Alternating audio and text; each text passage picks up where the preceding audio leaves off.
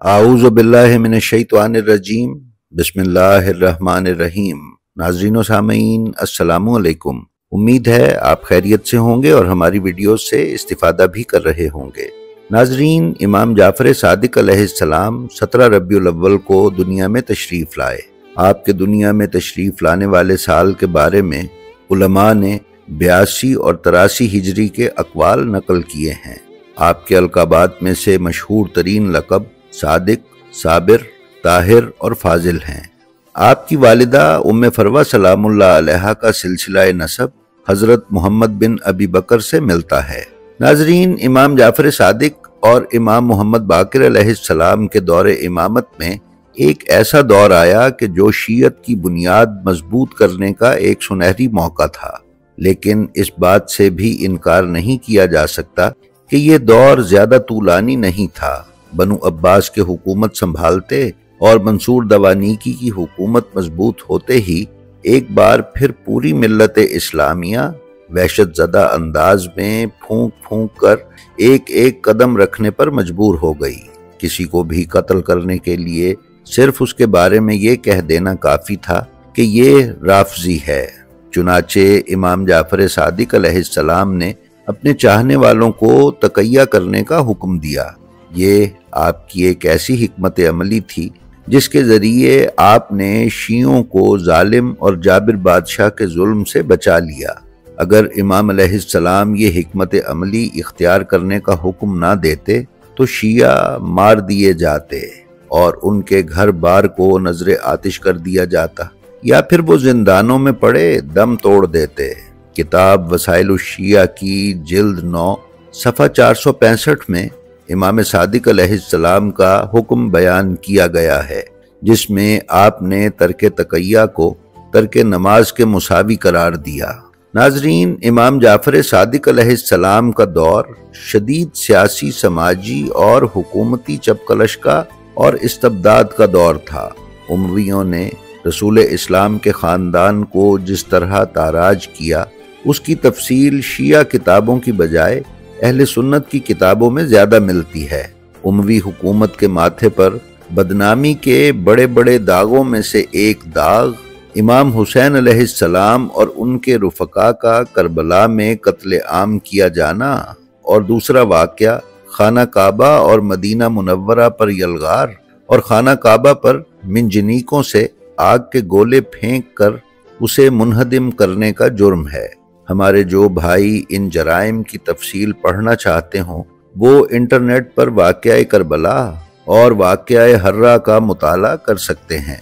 नाजरीन, इमाम मोहम्मद बाक़िर अलैहिस्सलाम की ज़िंदगी के आखिरी चंद साल में उमवी अपने जुल्म व सितम की वजह से माशरे की शदीद तरीन नफरत का शिकार हो गए थे। इस बदलती हुई समाजी सूरत हाल का फ़ायदा उठाते हुए हज़रत अब्दुल्ला इब्न अब्बास के पोतों और परपोतों ने औलाद इमाम हसन मुश्तबा अलैहिस्सलाम और दीगर हाशमियों को अपने साथ मिलाकर उमवियों को इक़्तिदार से हटाने की तहरीक शुरू की। इमाम जाफ़र सादिक अलैहिस्सलाम और उनके शियों को उस तहरीक में अपने साथ मिलाने की कोशिश की गई, लेकिन इमाम जाफ़र सादिक अलैहिस्सलाम बहुत अच्छी तरह से ये समझते थे कि अब्बासी बरसरे इक़्तिदार आकर उमवियों से भी बदतर साबित होंगे। इसलिए ना सिर्फ ये कि उन्होंने खुद अब्बासियों का साथ ना दिया, बल्कि दीगर हाशमियों को भी इससे मना फरमाने की कोशिश की। लेकिन ज़्यादातर हाशमी अब्बासियों के झांसे में आ गए और अब्बासियों का साथ दिया। शुरू में अब्बासियों ने सियासी चाल खेलते हुए लोगों में ये मशहूर किया कि हम हाशमियों, फातमियों और अलवियों पर मुश्तमिल निज़ाम हुकूमत कायम करने के लिए कोशा हैं और हुकूमत आले रसूल का हक है। लोग चूंकि उमवियों के जुल्म सितम से तंग आ चुके थे, इसलिए उनमें ये तहरीक बहुत तेजी से फैली। नाजरीन, जब उमवी तहक़ीक़ किए जा चुके तो अब्बासियों ने निहायत चालाकी से इक़्तिदार पर कब्जा करके हाशमियों के सरकर्दा अफराद को कत्ल करवा दिया और उसके साथ ही औलाद इमाम हसन मुश्तबा और औलादे अली व फातिमा अलैहिमुस्सलाम पर क़यामत ढा दी गई। पहला अब्बासी खलीफा हज़रत अब्दुल्ला बिन अब्बास का परपोता अब्दुल्ला बिन मोहम्मद المعروف ابو العباس صفاح بنا۔ ابو العباس صفاح نے اپنی خلافت کے استحکام کی خاطر بڑی خونریزی کی۔ اپنی قتل و غارت گری اور صفاقی کے باعث یہ صفاح کے لقب سے مشہور ہوا۔ صفاح کے مرنے کے بعد اس کا بھائی منصور دوانیکی برسر اقتدار آیا۔ اس نے اس قدر ظلم و ستم ڈھایا کہ لوگ اس کے بھائی ابو العباس صفاح اور امویوں کو بھی بھول گئے۔ امام جعفر صادق علیہ السلام لوگوں کی رہنمائی کے ساتھ ساتھ لوگوں کے تحفظ جان کی ذمہ داری کو بھی اپنا فرض سمجھتے تھے۔ آپ نے نہ صرف خود کو ہر قسم کی سیاست سے دور رکھا بلکہ اپنی اولاد، رشتہ دار اور بچ جانے والے علویوں کو بھی تخت حکومت سے دور رہنے کا مشورہ دیا۔ ناظرین، امام علیہ السلام کے اس دور میں مسئلہ خلافت بھی اٹھ کھڑا ہوا۔ عباسی حکومت کو قائم کرنے میں دو افراد نے کلیدی کردار ادا کیا تھا۔ ابو سلمہ خلال نے عراق میں علوی تحریک کو چلایا اور ابو مسلم خراسانی نے ایران اور خراسان میں امویوں کے خلاف علوی تحریک کا پرچار کیا۔ عباسیوں اور ان دونوں حضرات نے خود کو آل محمد کے اس قدر خیر خواہ ظاہر کیا کہ لوگوں نے ابو سلمہ کو وزیر آل محمد اور ابو مسلم خراسانی کو امیر آل محمد کا لقب دیا۔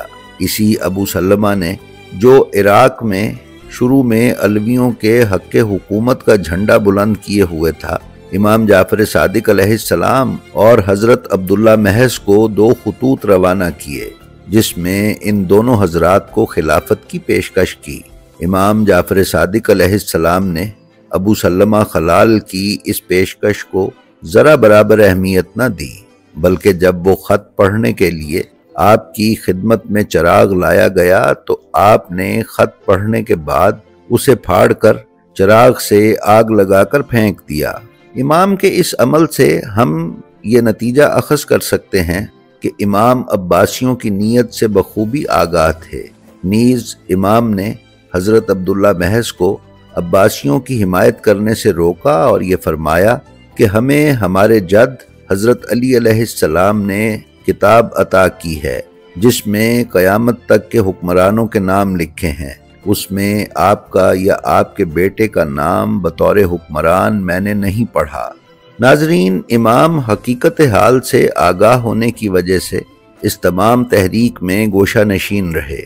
شہید مرتضیٰ مطہری بیان کرتے ہیں کہ عباسی حکومت کے قائم ہوتے ہی عوام میں عقائد و نظریات کا بازار گرم ہو گیا۔ تفسیر قرآن، قرأت اور آیات قرآنی پر بحث ہونے لگی۔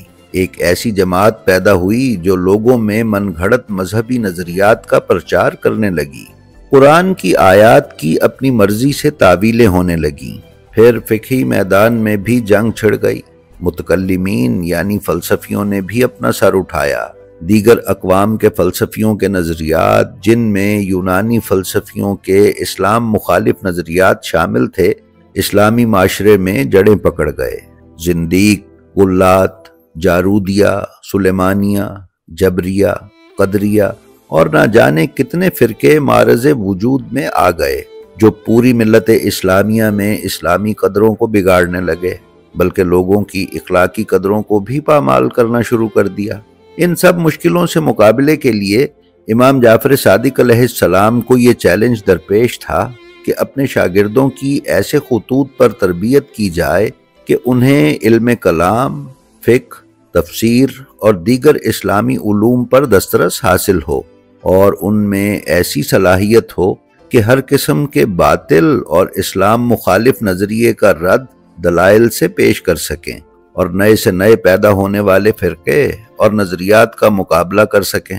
ناظرین، امام علیہ السلام کے تربیت یافتہ شاگردوں کے علمی کارناموں سے تاریخ اسلامی کے اوراق آسمان کے ستاروں کی طرح چمک رہے ہیں۔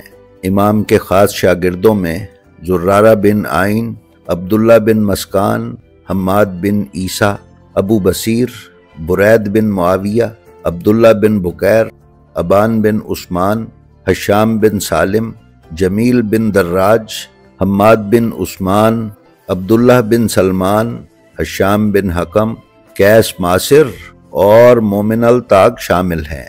ان میں سے کوئی حدیث پر اتھارٹی تھا تو کوئی فلسفے پر۔ کوئی علوم قرآنی پر اتھارٹی تھا اور کوئی ادبیات عرب کا استاد تھا۔ اس پورا شوب دور میں کہ جب شیعہ اسلامی دنیا کے مختلف علاقوں میں پھیلے ہوئے تھے، گھٹن زدہ ماحول میں ائمہ معصومین کو اپنے پیروکاروں کے ساتھ رابطہ برقرار رکھنے میں دشواریوں کا سامنا رہتا تھا۔ امام صادق علیہ السلام کے دور میں یہ صورتحال پہلے سے بھی پیچیدہ ہو گئی۔ اس وجہ سے آپ نے مختلف علاقوں میں اپنے وکیل اور نمائندے مقرر فرمائے، جن کا کام آپ کے پیروکاروں کے ساتھ درمیانی رابطے کا کام انجام دینا تھا۔ لوگوں کے شرعی مسائل کے جواب امام سے حاصل کر کے ان تک پہنچانا، نیز خمس اور دوسرے واجبات عوام سے لے کر امام کی خدمت میں حاضر کرنا اور شیعوں کی مشکلات کو حل کر کے فیصلے کرنا شامل تھا۔ وکلاء مقرر کرنے کا یہ سلسلہ آپ کے بعد والے ائمہ کے زمانے میں نہ صرف جاری رہا بلکہ اس میں وسعت آ گئی، یہاں تک کہ امام زمانہ علیہ السلام کی غیبت صغریٰ میں یہ سلسلہ وکلائے اربعہ کی صورت میں اپنے عروج پر جا پہنچا، اور پھر امام زمانہ علیہ السلام کے چوتھے وکیل حضرت علی بن محمد سمری کی وفات اور غیبت کبریٰ کے آغاز سے یہ سلسلہ اختتام پذیر ہوا۔ ناظرین، ابن حجر ہیثمی کے بقول لوگ امام جعفر صادق علیہ السلام سے علم و معرفت کے خزانے دریافت کرتے تھے اور ہر جگہ آپ کا ہی چرچا تھا۔ ابو بحر جاہز نے لکھا ہے کہ امام جعفر صادق علیہ السلام کا فقہ اور علم پوری دنیا میں پھیل چکا تھا۔ حسن بن علی وشاہ نے بیان کیا ہے کہ انہوں نے 900 لوگوں کو دیکھا جو مسجد کوفہ میں امام صادق علیہ السلام سے حدیث نقل کرتے تھے۔ ناظرین، مکتب اہل بیت کو امام جعفر صادق علیہ السلام کی لازوال اور بے مثال کوششوں سے وہ عروج حاصل ہوا کہ یہ فقہ جعفری کہلایا۔ حضرت ابان بن تغلب کے مطابق شیعوں میں جب بھی پیغمبر اکرم صلی اللہ علیہ وآلہ وسلم کے اقوال کے بارے میں اختلاف نظر پیدا ہوتا تو وہ حضرت علی علیہ السلام کے اقوال کی طرف رجوع کرتے تھے، اور جب حضرت علی علیہ السلام کے اقوال میں اختلاف نظر پیدا ہوتا تو امام جعفر صادق علیہ السلام کے اقوال کی طرف رجوع کیا جاتا تھا۔ فقہ اور کلام میں سب سے زیادہ احادیث امام جعفر صادق علیہ السلام سے نقل ہونے کی وجہ سے شیعہ اثنا عشری مکتب کو مکتب جعفریہ کہا جاتا ہے۔ ناظرین، امام جعفر صادق علیہ السلام کا دور امامت 34 سال پر محیط تھا، جس میں بنی امیہ کے آخری 5 اور بنی عباس کے پہلے 2 خلفاء صفاح اور منصور کی حکومت تھی۔ اس 34 سال کے دور امامت میں صرف دوسری صدی ہجری کے تیسرے عشرے میں امویوں اور عباسیوں کی چپکلش کی وجہ سے امام کو آزادی سے کار امامت انجام دینے کا موقع مل سکا۔ ان 8-10 سال میں امام نے علم و حکمت کے وہ دریا بہائے کہ مکتب اہل بیت کی نسبت آپ سے دی جانے لگی۔ ناظرین، جیسا کہ ہم نے پہلے بیان کیا ہے کہ امام جعفر صادق ہر قسم کے سیاسی معاملات سے دور تھے اور حکومت وقت کے خلاف کسی قسم کی تحریک یا سازش میں شامل نہیں تھے، نہ ہی آپ نے کبھی کسی مسلح تحریک کو ہوا دی تھی۔ اس کے علاوہ آپ وقت کے حکمرانوں اور دربار سے ہمیشہ دور رہے۔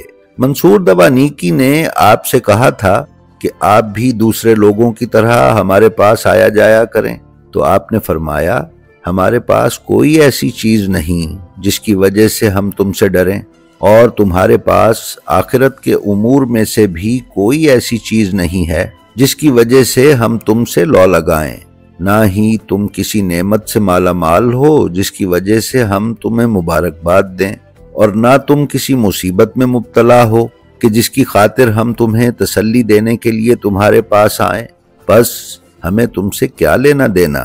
ناظرین، اس سب کے باوجود کتاب الکافی اور مناقب علی ابن ابی طالب میں مفضل بن عمر کی روایت کے مطابق منصور دوانیکی کے حکم پر امام جعفر صادق علیہ السلام کے گھر کو نظر آتش کروایا گیا۔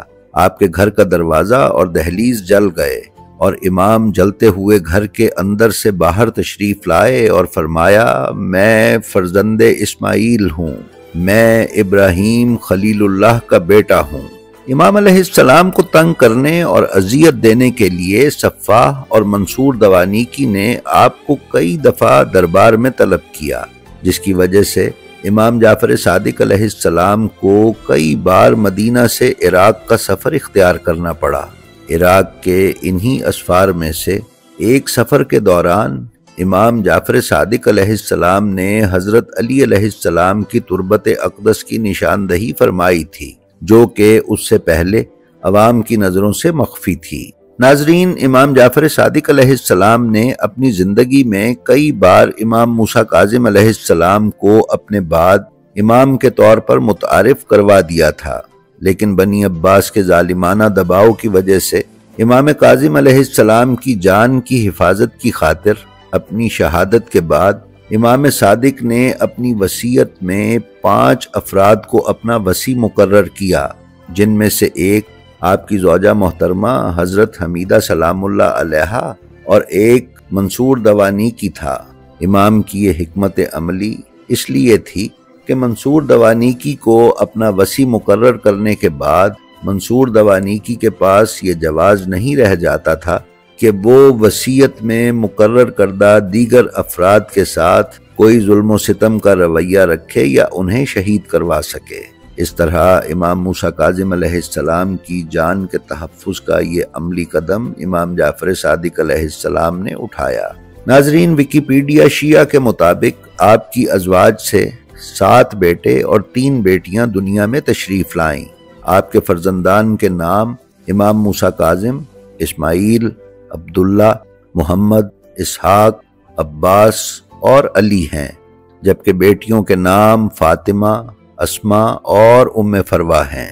شیخ صدوق ابن بابوہ قمی بیان فرماتے ہیں کہ آپ کو منصور دوانیکی کے حکم پر زہر سے شہید کیا گیا اور جنت البقیع میں امام حسن مجتبی، امام زین العابدین علیہ السلام اور امام محمد باقر علیہ السلام کے پہلو میں سپرد خاک کیا گیا۔ جی تو ناظرین، یہ تھی ہماری آج کی ویڈیو۔ ہمیں امید ہے یہ آپ کو پسند آئی ہوگی۔ ہماری آپ سے گزارش ہے کہ آپ اپنا اور اپنے متعلقین کا بے حد خیال رکھیں اور خلق خدا میں آسانیاں تقسیم کرتے رہیں۔ خدا آپ کا حامی و ناصر ہو۔ السلام علیکم۔